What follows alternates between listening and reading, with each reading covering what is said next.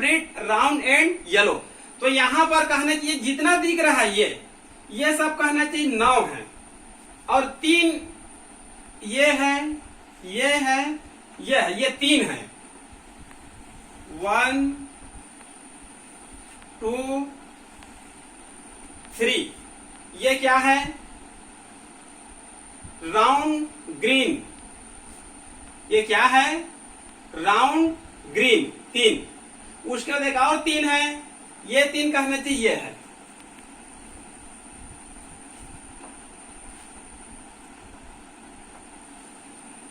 One 2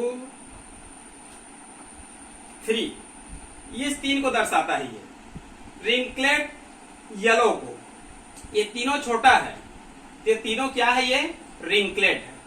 ये दोनों बड़ा है, ये बड़ा छोटा है, ये इसके गुण को दबा देगा। ये बड़ा है, इसके गुण को दबा देगा। तो ये 3 क्या दर्शाएगा? रिंकलेट येलो। और राउंड ग्रीन किसको दर्शाएगा? 1 2 3 और एक रिंकलेट ग्रीन, तो ये है। ठीक है जी। और बाकी जो बचा हुआ है वो 9 है, राउंड एंड येलो सीड। तो मेंडल के अनुसार कहना चाहिए दूसरी पीढ़ी में कितना अनुपात मिलेगा? 9 3 3 1 का मिलेगा। इतना समझ में आ गया? ये मेंडल का क्या है? ये डाई हाइब्रिड क्रॉस, मतलब 2 लक्षणों को लेकर किया गया क्रॉस। क्लियर? अब इसके बाद हम लोग अध्ययन करेंगे मेंडल लॉ। क्या अध्ययन करेंगे? Mendel law.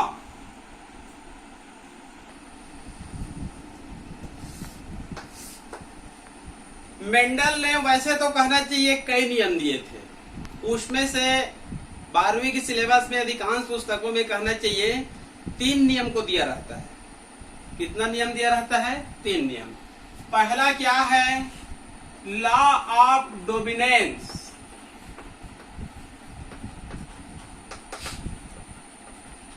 Law of dominance मतलब प्रभाविता का नियम। ठीक है। दूसरा नियम उसका होता है पृथक्करण का नियम। दूसरा नियम क्या होता है उसका? पृथक्करण का नियम, लॉ ऑफ सेग्रेगेशन। तीसरा नियम होता है स्वतंत्र अपभ्रमण का नियम। स्वतंत्र अपभ्रमण का नियम, law of independent assortment. Law of independent assortment मतलब स्वतंत्र अपभ्रमण का नियम। तो मेंडल ने कहना चाहिए मुख्य रूप से 3 नियम दिया है। पहला क्या है? प्रभाविता का नियम। जब हम लोग मेंडल का अध्ययन कर रहे हैं कल से, आज से, तो हमको कुछ तो कहना चाहिए प्रभाविता का नियम याद हो गया होगा। हुआ है ना? देखिए एक उदाहरण देता हूं मोनोहाइब्रिड का। डोमिनेंस उसमें क्लियर है, आपको ज्यादा याद करने की इसको आवश्यकता नहीं, केवल इतना जानना है। मेंडल ने कहना चाहिए जो प्रभाविता का नियम दिया था उसमें कहना चाहिए मान लो हमारे शरीर में जो लक्षण होते हैं, लक्षण को निर्धारण करने वाले को क्या कहा गया है? फैक्टर। क्या कहा गया है? फैक्टर। ये हमेशा कहना चाहिए जोड़ी में पाए जाते हैं। ठीक है। लेकिन कहना चाहिए युग्मकों के निर्माण के समय ये जोड़ी क्या हो जाती है? टूट जाती है। मतलब अगली पीढ़ी में जाती है तो सिंगल रूप में जाती है, लेकिन हमेशा कहना चाहिए किस रूप में पाई जाती है? जोड़ी में पाई जाती है। ये जो फैक्टर होती है तो जोड़ी में पाई जाती है। तो ये होमोजाइगस भी हो सकता है, हेट्रोजाइगस भी हो सकता है। तो होमोजाइगस में या तो दोनों बड़ा अक्षर लिखेंगे या दोनों को छोटा अक्षर लिखेंगे। हेट्रोजाइगस बोलेंगे तो एक बड़ा हो सकता है और एक छोटा हो सकता है। तो मेंडल का कहना चाहिए मोनोहाइब्रिड क्रॉस में ये बताया गया, मान लो कहना चाहिए ये दोनों बड़ा है, इसका हम लोग कहना चाहिए छोटे से क्रॉस करा देते हैं। ये कहना चाहिए प्रभावी है और ये क्या है? अप्रभावी है, डोमिनेंट और रिसेसिव। इसको P1 मान सकते हैं। ठीक है। तो इधर से हम लोग ले लेते हैं एक बड़ा टी और इधर से ले लेते हैं एक छोटा टी। ये क्या बनेगा? ये टाल था, ये ड्वार्फ था, तो ये क्या बनेगा? ये हाइब्रिड टॉल। क्या बनेगा? ये हाइब्रिड टॉल मतलब संकर लंबे। तो प्रभाविता का नियम हुआ कि नहीं हुआ? जो मतलब जो प्रभावी होता है वो अप्रभावी के गुण को क्या कर देता है? दबा देता है। इसी को कहा गया है लॉ ऑफ डोमिनेंस। लेकिन इसका कहना चाहिए गुण पूरी तरह से समाप्त नहीं होती है। यदि मेंडल के हम लोग और जाएंगे आगे तो ये तो कहना चाहिए पहली पीढ़ी हुआ है। दूसरी पीढ़ी में इस प्रकार से रेशियो मिलता है, यहां पर दोनों टी बड़ा, एक टी बड़ा और एक टी छोटा, ये दोनों टी क्या है, छोटा है। तो इसको बोलेंगे हम लोग लंबे, टॉल। इसको बोलेंगे संकर लंबे, हाइब्रिड टॉल। इसको बोलेंगे ड्वार्फ, मतलब लंबे, संकर लंबे, बौने। तो यहाँ पर जो बौने थे, यहाँ पर बौने आया कि नहीं आया, तो इसका गुण पहली पीढ़ी में तो दिखाई नहीं दिया, लेकिन अगली पीढ़ी में यह जरूर प्रकट हुआ। तो यहाँ पर जीनोटाइप अनुपात कितनी बनती है, इसको याद रखेंगे। मेंडल लॉ में दूसरी पीढ़ी में जीनोटाइप अनुपात कितनी मिलती है, मोनोहाइब्रिड क्रॉस में 1, 2, 1, 1, 2, 1। इसको बोल सकते हैं 25, 50, 25, 25, 50, 25, 1, 2, 1। यह हुआ आपका जीनोटाइप अनुपात। यहीं पर हम लोग देख सकते हैं फिनोटाइप अनुपात। फिनोटाइप अनुपात मतलब एक प्रकार से बाह्य लक्षण होता है। क्या होता है, बाह्य लक्षण। तो दूर से देखेंगे किसी पौधे को, तो ये भी लंबी है और ये भी लंबी है, तो दोनों कुल मिलाकर लंबी दिख रही है। तो इसको हम लोग सम्मिलित करते हुए लिख देंगे 75 और इसको लिख देंगे 25। तो ये हो जाएगा 3:1 फिनोटाइप अनुपात। क्लियर। यदि कहना चाहिए हम जाएंगे तीसरी पीढ़ी में, यदि हम जाते हैं तीसरी पीढ़ी में, तो इनसे कहना चाहिए आगे चलकर जितने भी पीढ़ियां आएंगी उसमें सभी शुद्ध लंबे मिलेंगे। इसमें आगे चलकर जितने भी पीढ़ियां आती है उसमें शुद्ध बौने ही आएंगे। इसमें क्योंकि बड़ा और छोटा है, हेटेरोजाइगस, तो आगे चलकर कहना चाहिए 2 भागों में ये बढ़ जाती है। 75% पौधे लंबे रहेंगे और 25% पौधे क्या रहेंगे, बौने रहेंगे। क्लियर। तो ये तो एक प्रकार से ज्यादा विस्तृत हो गया, तो हमको देखना है केवल लॉ ऑफ डोमिनेंस। उसके अनुसार कहना चाहिए जो फैक्टर होती है, एक प्रभावी होता है और एक अप्रभावी होता है। जो प्रभावी गुण होता है अप्रभावी गुण को क्या कर देता है, दबा देता है। इसी को लॉ ऑफ डोमिनेंस कहा गया है। क्लियर। उसके बाद कहना चाहिए दूसरा मेंडल का नियम है लॉ ऑफ सेग्रेगेशन, मतलब पृथक्करण का नियम। याद रखेंगे 12वीं में एक बार 1 नंबर में पूछा गया था ऑब्जेक्टिव में, इसमें से किस नियम को युग्मकों की शुद्धता का नियम कहते हैं। पुस्तक में आपका लिखा गया लॉ ऑफ सेग्रेगेशन, मतलब पृथक्करण के नियम। तो एक बार ऑब्जेक्टिव में आया था, इनमें 4 नियम दे दिया गया था, इसमें से किस नियम को युग्मकों की शुद्धता का नियम कहते हैं। तो याद रखेंगे जो दूसरा नियम है पृथक्करण का नियम, इसी नियम को कहा गया है युग्मकों की शुद्धता का नियम। इसको ऐसे जानेंगे, युग्मकों की शुद्धता का नियम या फिर पृथक्करण के नियम को। मेंडल ने ये कहा था हमारे शरीर में जो लक्षण होते हैं उसको निर्धारित करने वाले जो इकाई होते हैं उसको कारक कहते हैं। ये कारक हमेशा किस रूप में पाए जाते हैं, जोड़ी में पाए जाते हैं। ये हमेशा किस रूप में पाए जाते हैं, जोड़ी में पाए जाते हैं। जैसे अभी उदाहरण बताया था, जैसे कि ये दोनों टी क्या है, बड़ा है, ये दोनों टी क्या है, छोटा है। ठीक है। तो हमेशा किस में पाए जाते हैं, जोड़ी में पाए जाते हैं। लेकिन ये जोड़ी कब टूटती है, जब गेमेट का निर्माण होता है। जब गेमेट का निर्माण होता है तो ये दोनों कारक एक साथ नहीं जाते हैं। जब गेमेट का निर्माण होता है या एक पीढ़ी से दूसरे पीढ़ी में जाना है तो उस समय दोनों कारक कभी भी एक साथ नहीं जाते हैं, बल्कि कारकों की जोड़ी क्या हो जाती है, टूट जाती है। उसी को क्या कहा गया है, पृथक्करण का नियम। देखिए मान लो कहने की इसमें से एक ये टी अलग हो गया, इसमें से ये टी क्या हो गया, अलग हुआ। दोनों एक साथ जा रहे हैं क्या, नहीं जा रहे हैं। ये दोनों गेमेट है। तो गेमेट के निर्माण के समय कारकों की जोड़ी क्या हो जाती है, टूट जाती है, मतलब इनसे पृथक हो रही है। इसी कारण इसको कहा गया है पृथक्करण का नियम। तो पृथक्करण होता है तो एक प्रकार से क्या होता है, ये शुद्ध होता है, जिसके कारण इसका दूसरा नाम है युग्मकों की शुद्धता का नियम। क्लियर। अब उसके बाद जैसे इसमें हम लोग और आगे जाएंगे तो यहाँ से ये एक बड़ा टे ले लिए, इधर से क्या ले लिए, छोटा टी ले लिए। तो ये कहना चाहिए पेरेंट सा हुआ, ये क्या हुआ, पहली पीढ़ी की संतति। तो यहाँ पर कहना चाहिए पहली पीढ़ी में जो संतति प्राप्त होती है वो कहना चाहिए हाइब्रिड है। क्या है ये, हाइब्रिड है। तो लेकिन यहाँ पर पृथक्करण के नियम में इसके आगे क्या होता है उसके बारे में नहीं जानना है, केवल यहाँ पर जानना है कि कारकों की जोड़ी हमेशा जोड़ी में पाई जाती है, लेकिन युग्मकों के निर्माण के समय, गेमेट के निर्माण के समय दोनों एक साथ कभी भी नहीं जाते हैं, बल्कि कारकों की जोड़ी क्या हो जाती है, पृथक हो जाती है। उसी को पृथक्करण का नियम कहा गया है। क्लियर।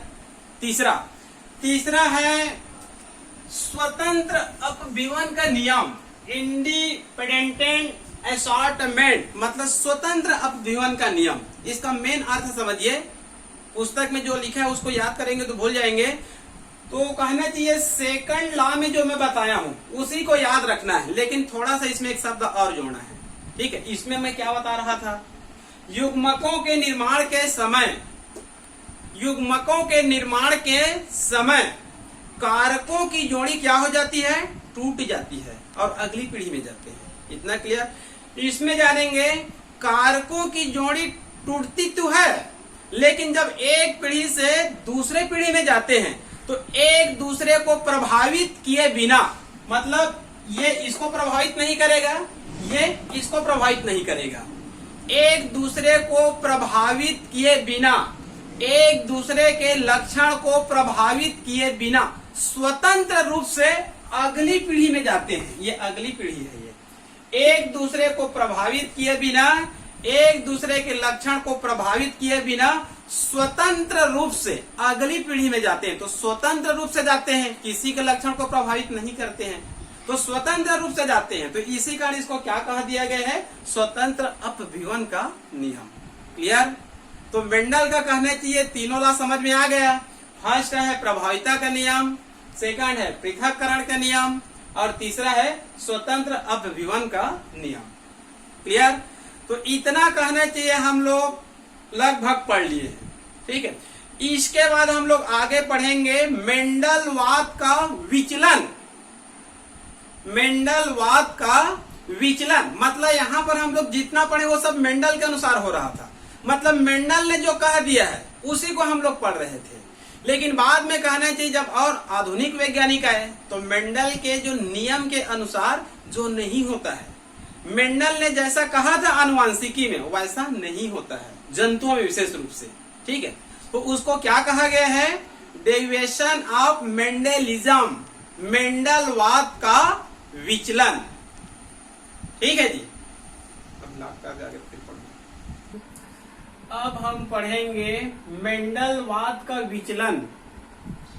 मेंडलवाद का विचलन, डेविएशन ऑफ मेंडेलियन, मतलब मेंडलवाद ने जो सिद्धांत दिया था, मेंडल ने जो सिद्धांत दिया था। तो यहाँ पर अब कुछ ऐसा उदाहरण देखेंगे, मुख्य रूप से 4 उदाहरण देखेंगे, 4 या फिर 5 उदाहरण। ये 4 या 5 उदाहरण मेंडलवाद के अनुसार नहीं होगा, मतलब मेंडल ने जैसा कहा था वैसा यहाँ पर होने वाला नहीं है। तो इसको हम लोग क्या बोल सकते हैं, मेंडलवाद का विचलन, मतलब उसके नियम को यह फॉलो नहीं करता है। ठीक है, तो पहले कहना चाहिए 2 उदाहरण देखते हैं। पहला मैं ये लिख दिया हूं, नाम से क्लियर है। पहला लिख दिया हूं इनकम्प्लीट डोमिनेंस, पहला विचलन इनकम्प्लीट डोमिनेंस, और यह है कंप्लीट डोमिनेंस। यह है अपूर्ण प्रभाविता और यह है पूर्ण प्रभाविता, हिंदी में याद रख लेंगे। यह है इनकम्प्लीट डोमिनेंस और यह है कोडोमिनेंस। इसको बोलेंगे अपूर्ण प्रभाविता और इसको बोलेंगे सह प्रभाविता। क्लियर।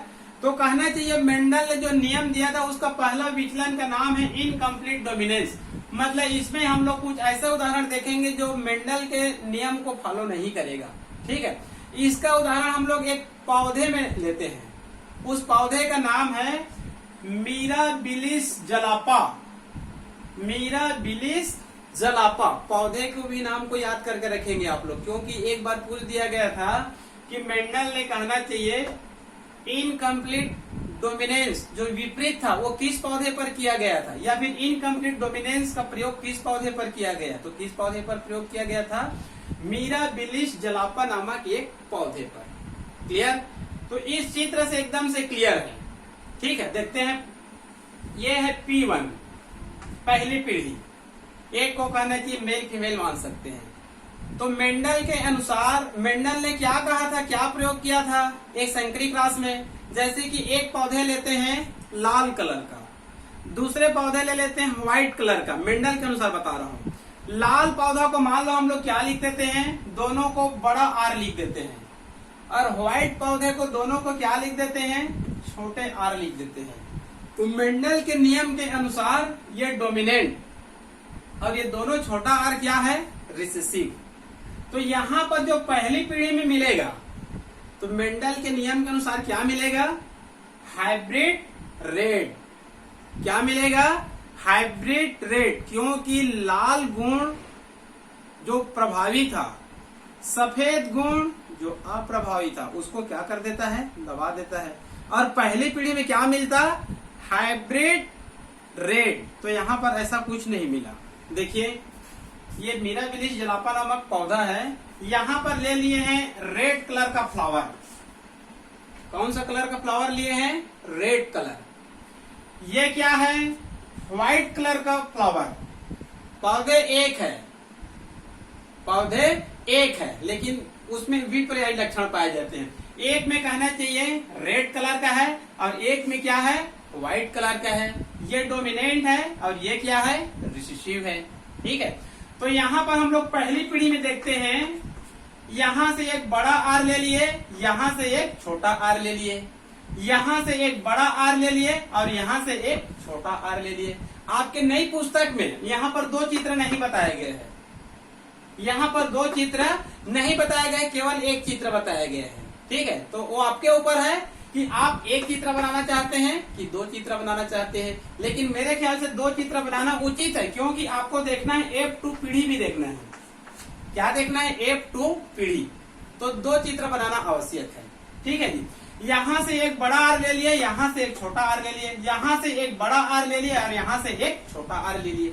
तो मेंडल के अनुसार इसको हाइब्रिड रेड मिलना था, लेकिन मेंडल का ये विचलन है। यहाँ पर हमको कौन सा कलर मिल गया, पिंक, मतलब गुलाबी।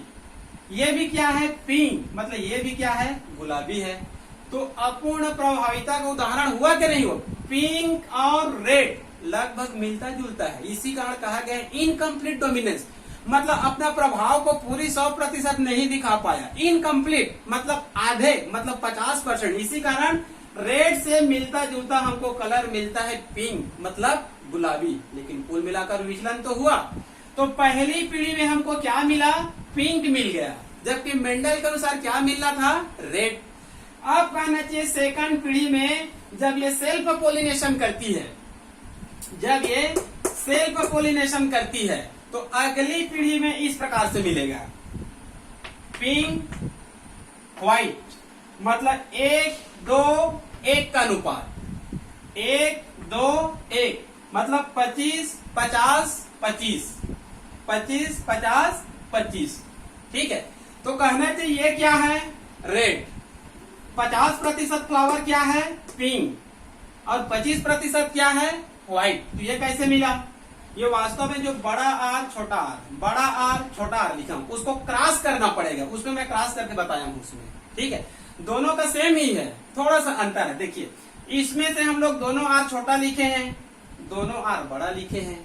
ये बड़ा आर छोटा आर, बड़ा आर छोटा आर। तो इसको कैसे क्रॉस लिए हैं, इस विधि से। देखिए यहाँ पर भी क्या है, बड़ा आर छोटा आर, बड़ा आर छोटा आर। इसमें भी है बड़ा आर छोटा आर और बड़ा आर और छोटा आर। तो इसको हम लोग ले लिए हैं 1, इस प्रकार से 1 2 3 4, मतलब 1 2 छोटा आर छोटा आर, 3 4 बड़ा आर। इसको ले लिए हैं 1 3, तो बड़ा आर और बड़ा आर।